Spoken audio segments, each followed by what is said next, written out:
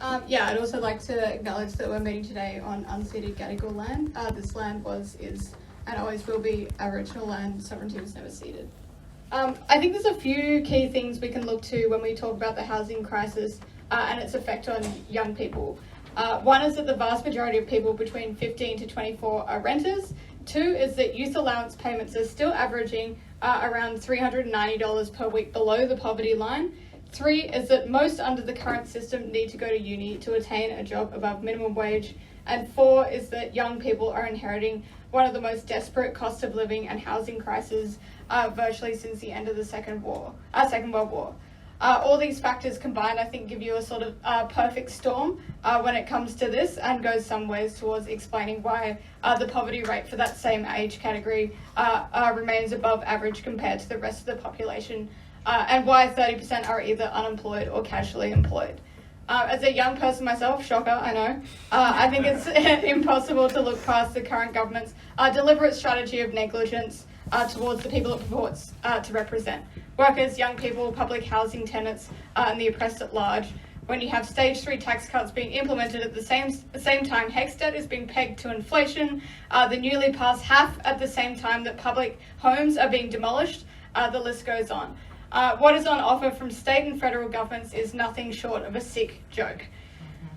As a student as well, we can't even look to our own universities for affordable housing. Despite TEXA making sweeping and rapid changes to 100% in-person learning, our own universities have chosen to continue business as usual, unable, or rather unwilling, to recognise the crisis in student accommodation, even as they sell off more affordable university-owned accommodation to private corporations like Scape, Igloo and Unilaunch.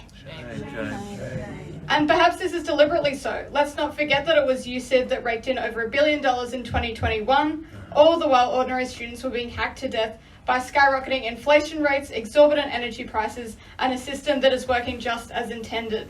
Shame. It is without a shadow of a doubt that the onus is on the government to provide a safe and comfortable home for not just students, but all who need it. I think I want to turn briefly on the question of the HAF. I think we should actually look at it a bit more closely. I do think it's pretty shameful that it has now passed with assistance from the Greens. The Greens were right to oppose and block Labor's HAF from the get-go, but have now, as it appears, ceded to pressure from the exact party that they initially opposed.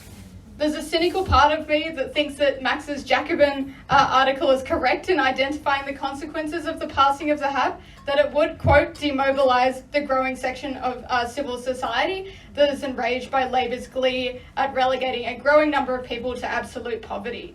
Max, you yourself also, in the last housing panel, said that the HAF would require at least $15 billion, as we now know closer to $500 billion needed to adequately address the housing crisis. But now I suppose $3 billion is fine. That's a tick off the box. I think, every criticism of the HAF that the Greens have made is still true, that the HAF is essentially free money for the finance sector to gamble with, that it is explicitly designed to make it look like Labor have done something. So I'd like to know at some point during this summit why the Greens have seemingly let this pass unnoticed, especially since it now seems that there's not a real way to achieve what was promised. I think, the moral of this story is that we can't win change without a genuine grassroots fight. At the USyd SRC, we've been organising a renters campaign through the Welfare Action Group and Education Action Group, and have passed motions committing the SRC to support the fight against demolition in Glebe, South Everleigh and Waterloo, supporting community action organisations like Action for Public Housing, as well as organising our own rallies to get students on campus active in fighting for their rights.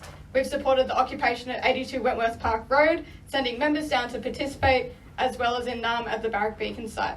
The Women's Collective's Burn the Colleges campaign has had significant movement, with a motion being heard in Parliament next year to turn them into safe and truly affordable housing, something like the Student Cooperative on Wilson Street. This is the result of a genuine and long-standing grassroots campaign against the elitism and rampant sexual violence that the university is complicit in. In the last semester as well, the NUS have picked up the campaign nationally with the Get a Room Students for Affordable Housing campaign, organising a national day of action, numerous rallies in the CBD and elsewhere, I'd also flag that there is a rally coming up on November 3rd at 5 p.m. I think, where's it starting? UTS, starting at UTS.